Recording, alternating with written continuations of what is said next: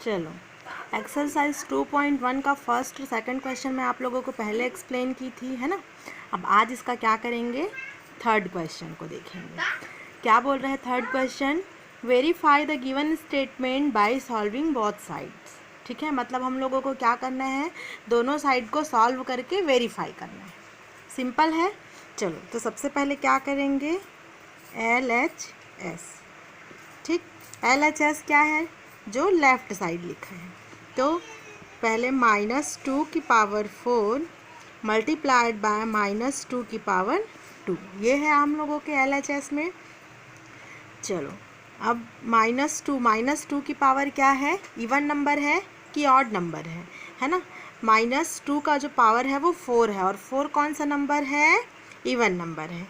तो ये क्या हो जाएगा, -1 की पावर इवन नंबर वाले रूल से वो प्लस हो जाएगा, जो -2 है वो उसको क्या लिख सकते हैं, 2⁴ मल्टीप्लाइड बाय, इसको भी वैसे ही इवन नंबर है तो माइनस को हटा के डायरेक्ट लिख सकते हैं इसको। ठीक, अब यहाँ पे मैं आप लोगों को फॉर्मूला बताई थी, देखो दोनों का जो बेस है वो क्या है, सेम है। ठीक है, तो a⁴m multiplied by a⁴n is equal to a⁴m plus n।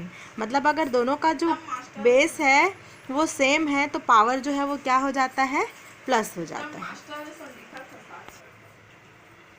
ठीक है, तो क्या होगा, 2⁴ प्लस 2।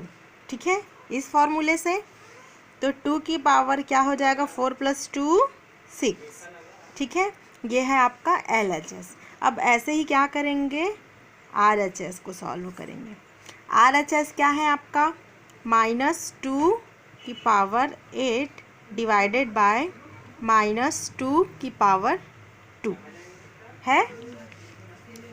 चलो, अब इसका जो पावर है वो कैसा नंबर है, इवन नंबर है। तो -2 जो है वो क्या हो जाएगा, +2⁸ हो जाएगा, डिवाइडेड बाय -2⁵ है, ये भी क्या है, इवन नंबर है, तो इसका पावर क्या हो जाएगा, 2 हो जाएगा। ठीक है, अब मैं आप लोगों को एक फार्मूला बताई थी, a⁴m is divided by a⁴n is equal to a⁴m minus n। It means क्या, अगर बेस जो है वो सेम है और डिवाइड में है तो पावर क्या हो जाता है, माइनस में हो जाता है।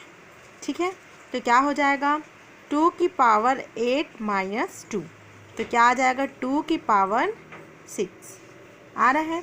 देखो इसका जो लेफ़्ट साइड था वो भी क्या आया था, 2⁶, और जो राइट साइड था है वो भी क्या आया है, 2⁶।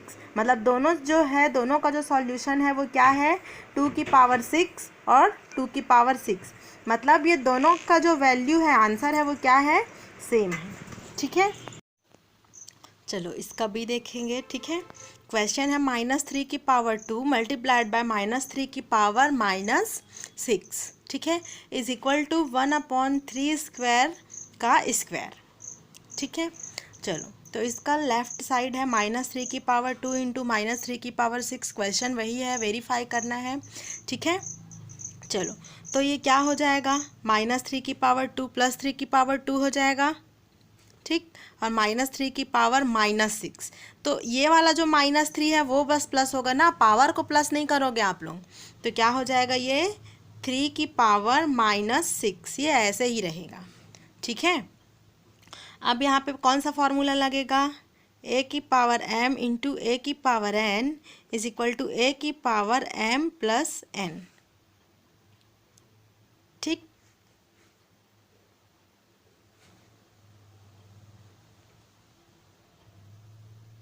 ये चलो तो क्या हो जाएगा, ये 3⁵2 प्लस -6 इस तरीके से लिख सकते हैं, है ना। तो क्या हो जाएगा, 3⁵2 प्लस और माइनस क्या हो जाता है, माइनस हो जाता है, -6। ठीक, तो क्या हो जाएगा, ये 3⁻⁻4, 2 - 6 -4 इंटीजर वाला जो पोर्शन है उसमें आप लोगों को ये मैं पहले ही बता चुकी हूँ। ठीक है, ये है आपका LHS। अब इसका RHS क्या है? इसका RHS 1/3 स्क्वायर स्क्वायर ऐसा है। तो क्या लिख सकते हैं इसको? a की पावर m की पावर n, इस तरीके का जो फॉर्मूला था मैं आप लोगों को बताई थी, उसका क्या होता है? a की पावर mn या a की power m multiplied by n, ये फॉर्मूला है। ठीक, तो क्या हो जाएगा ये? 1/3 की पावर 2 इंटू 2 हो जाएगा,